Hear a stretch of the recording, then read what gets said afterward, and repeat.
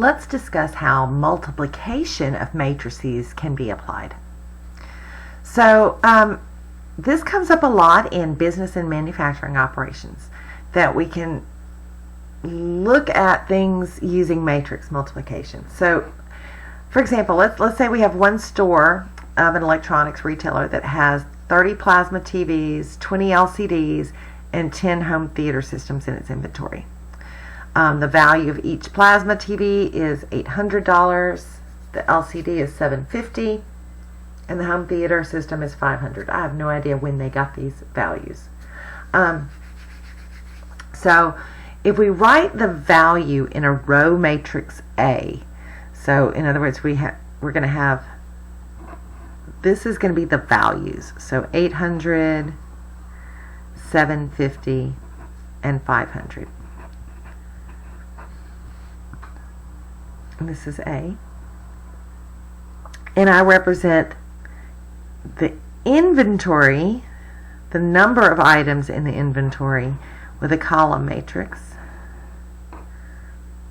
So 30, 20, and 10.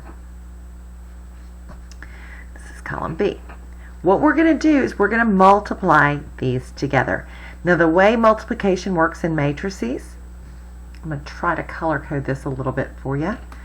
We're going to take 800 times the 30. And that makes sense because $800 for the 30. So this is going to be 800 times 30 plus this value times this quantity.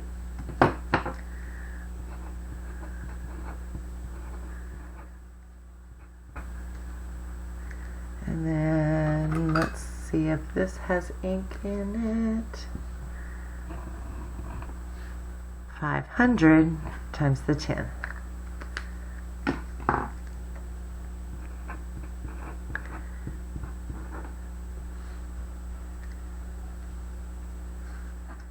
So the row has to have the same number as the column here for this to work. And if we actually multiply all that out, grab a calculator, 800 times 30 plus 750 times 20 plus 500 times 10, get $44,000.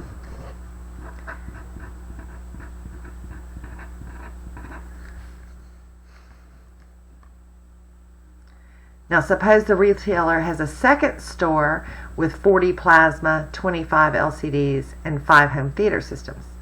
We could use another matrix to represent the inventory of those.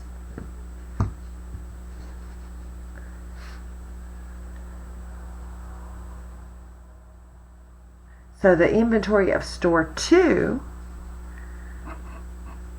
would be, so notice we could keep that price one the same, and all we would be changing was what store we're in.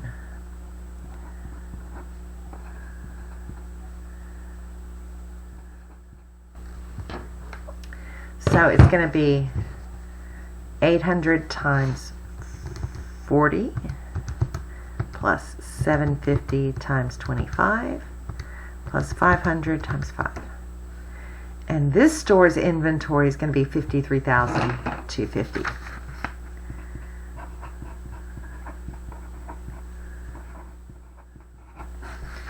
So let's kind of analyze how this would work. So what if we have more than one column and one row, one column? So it's going to go row to column.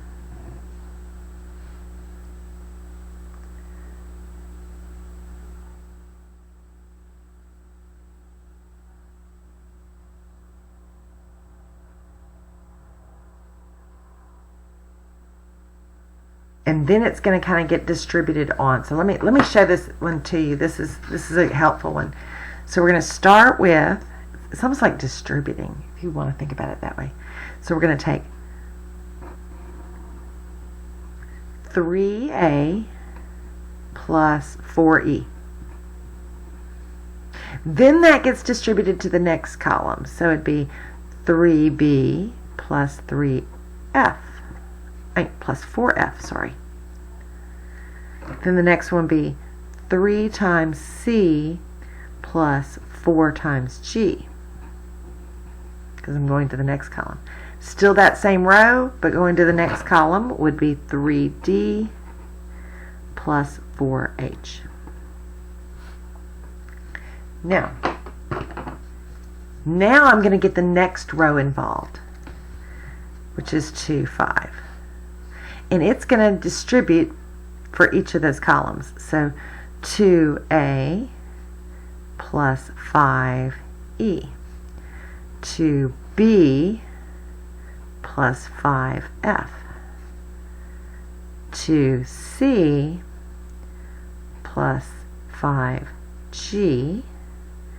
2D plus 5H. Getting the pattern?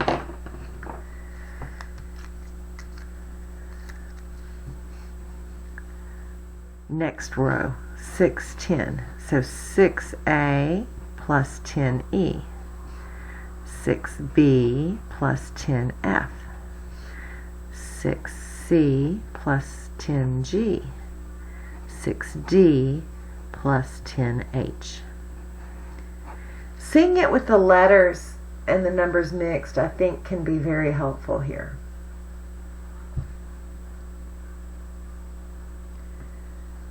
Alright. On the next one, we're going to find AB and then BA.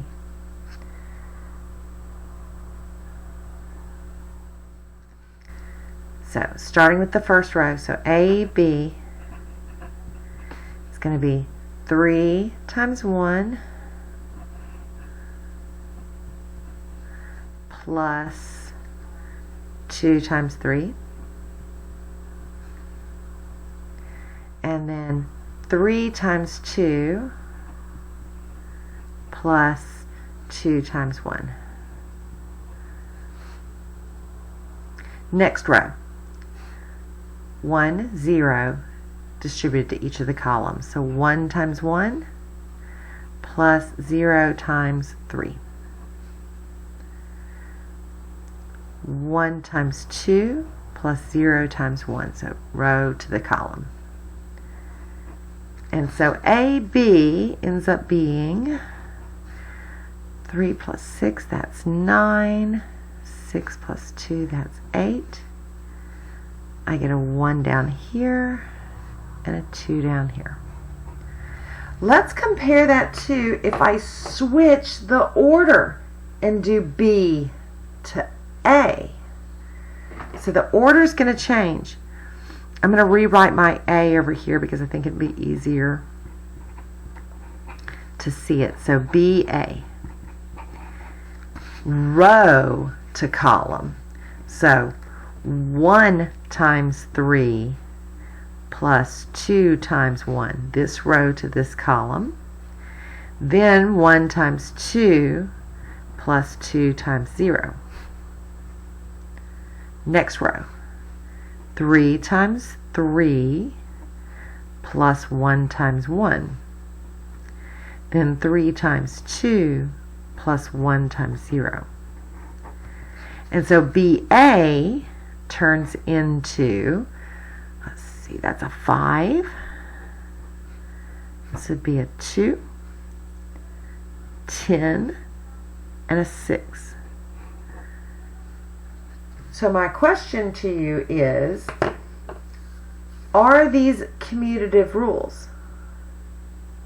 Like multiplication of numbers. When I multiply numbers, it doesn't matter what order. Does that order matter with matrices? Most definitely it does. All right.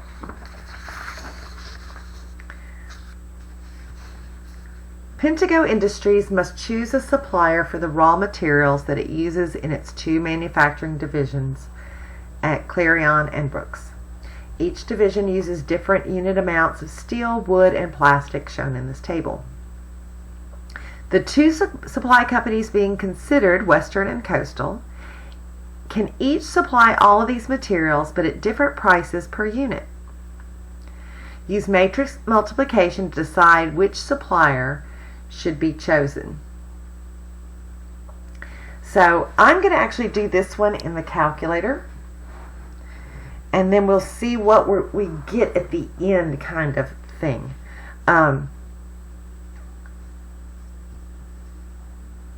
Actually, no, I think you'll see it better if we do it by hand. So that's, sorry, I dropped my calculator. I'm going to make this turn into matrix A, and this will be B. So matrix A is going to be that 20, 30, and 8, 22, 25, and 15. And let's just kind of remember that this is the steel, the wood, and the plastic. And the rows are Clarion and Brooks, right?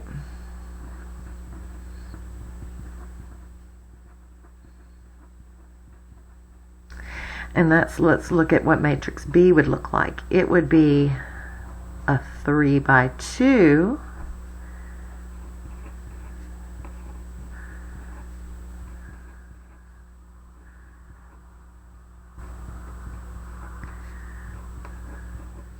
So that's Western, Coastal, and this is their prices for steel, wood, and plastic. When I multiply these together, let's think about what we're getting. So, row times column. So, let me get me enough room. This is going to be in a 2. So I've got 20 times 300 plus 30 times 100 plus 8 times 145.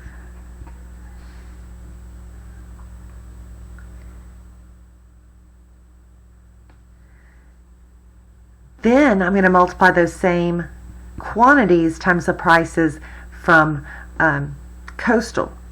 So 20 times 290 plus 30 times 90 plus 8 times 180. Now I'm going to go with Brooks. Brooks inventory. So they have 22 at $300, then 25 at $100, and then 15 at $145. Take Brooks inventory with Coastal's pricing.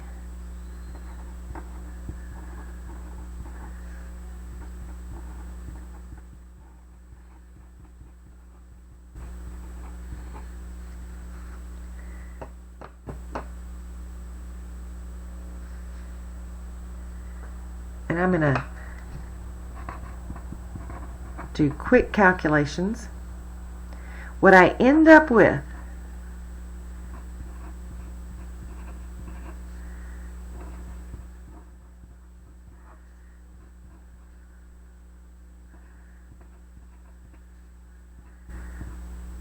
is a 2 by 2. And I want you to think about what that happened here. These prices all came from the W, which was Western. And these prices in this column came from Coastal. These numbers for inventory came from Clarion. And these numbers came from Brooks inventory. So, when we look at it that way, the price for the Clarion division, who's giving you a better deal for Clarion? Clarion should use Coastal.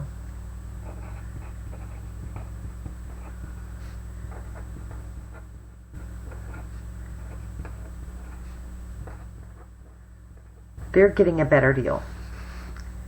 Brooks, it's really close, but they get a better deal from Western.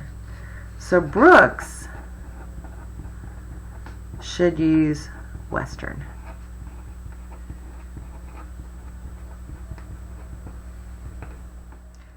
Do you see how since the steel, wood, and plastic match the steel, wood, and plastic, we end up with our columns being named by this and the rows being named from our original? Okay, that's going to come into play later. All right, so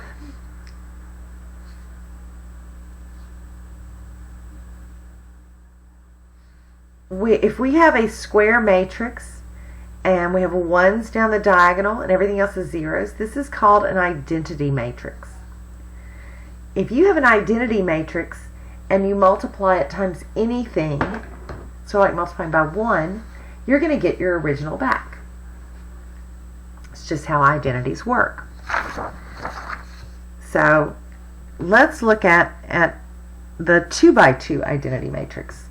That would be, so if I have 2 rows and 2 columns, this diagonal has to be all ones and this has to be all zeros. And we want to take A and show that A times I is the same as I times A. So A times I means I'm going to take A times,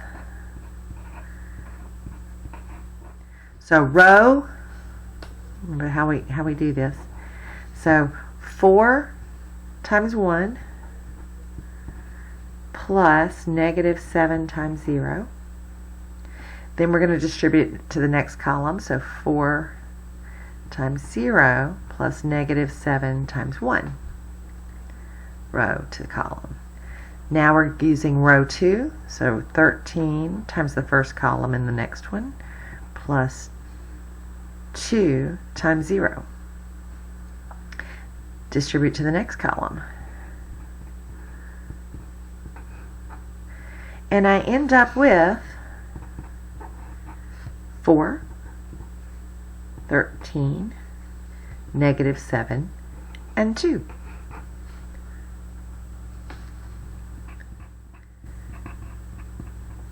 What if I switch the order?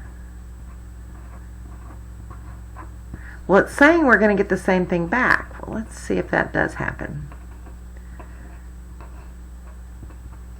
Row to column.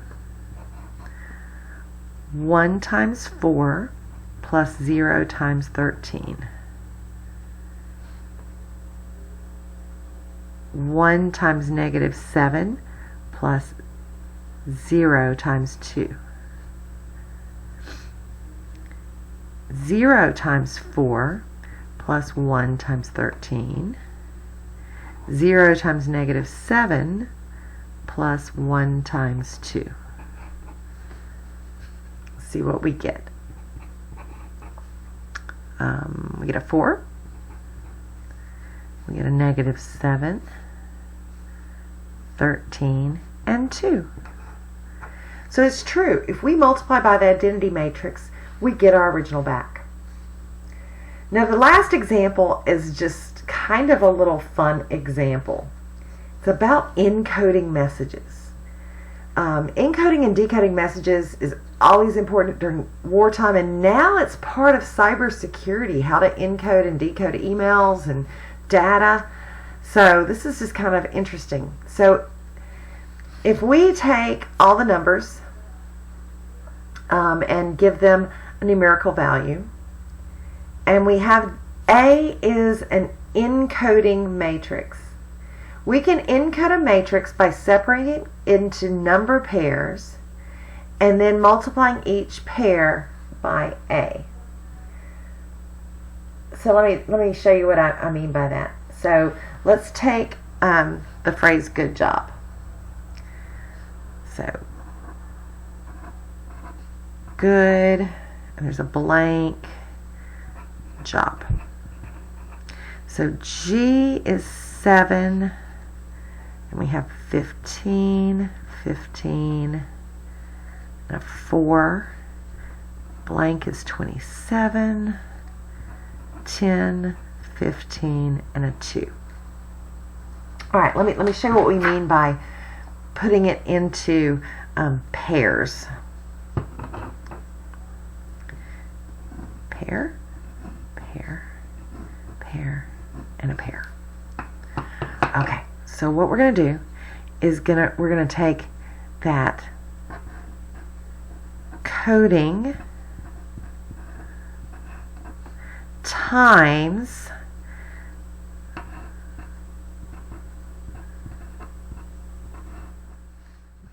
seven over 15. So that first pair.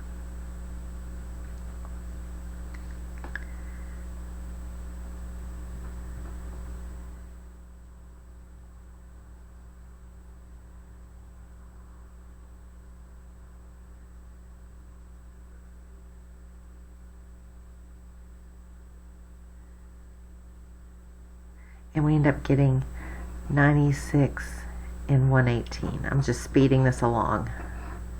You can double check. You could use your calculator. 3, 4, 5, 6. And the next pairing is 15 over 4. I'm going to speed this along, and this would end up being 65 over 84.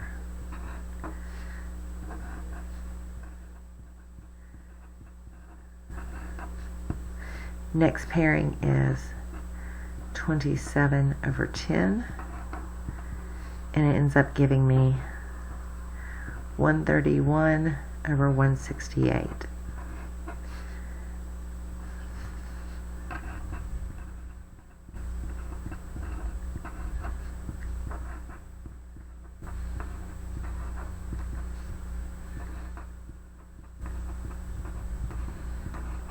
So, instead of sending these numbers, which would be an easy code to translate, what they would send is 96, 118, 65, 84, 131, 168, 55, and 72. That is a much harder pattern to see. Especially, think about it, we had O 3 times, but none of these numbers repeat. So to undo it, we would have to have a way to undo it, and that's what we'll be getting into in future lessons. How to undo that multiplication.